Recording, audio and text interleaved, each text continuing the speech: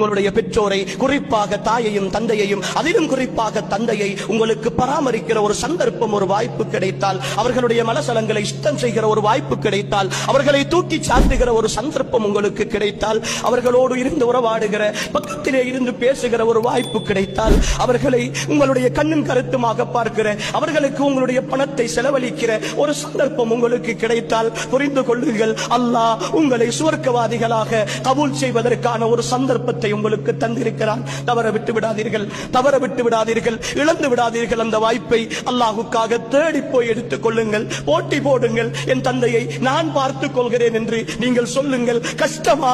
பொறுமையோடு இருங்கள். சிரமமா? வேலை போகிறதா? நேரம் போகிறதா? சம்பாதிப்பதில் சிக்கலா? அல்லாஹ்வுக்காக பொறுமையோடு இருங்கள். இந்த உலகம் முடிந்துவிடும் சகோதரர்களே. பராமரிக்கிற என் தந்தை மௌத்தாகுவதற்கு முன்னால் நான் மௌத்தாகி போவேன். ஆனால் என் கபர் இருக்கிறது, என் மஹ்ஷர் இருக்கிறது, என் ஸிராத் இருக்கிறது, என் சூனம் இருக்கிறது. எனக்காக என் தந்தையையும் தாயையும் நான் பராமரித்ததற்காக, அவர்களுடைய சொல்லை கேட்டதற்காக, அவர்களை கௌரவப்படுத்தியதற்காக, அவர்களை கண்ணியப்படுத்தியதற்காக, எனக்காக என் ரப்பு தயாரித்து வைத்திருக்கிற அத்தனை சந்தோஷங்களும் அவுஸத்து அபுவாபில் ஜன்னா, அவுஸத்து அபுவாபில் ஜன்னா, சுவர்க்கத்தினுடைய நடுவாசல் எனக்காக என் தந்தையின் மூலம் திறக்கப்பட்டிருக்கிறது. அந்த சந்தோஷத்திற்காக என் ஈமானிய உறவுகளே, பெற்றோர்களை அல்லாஹ்வுக்காக சுமைகளாக நினைத்து விடாதீர்கள்.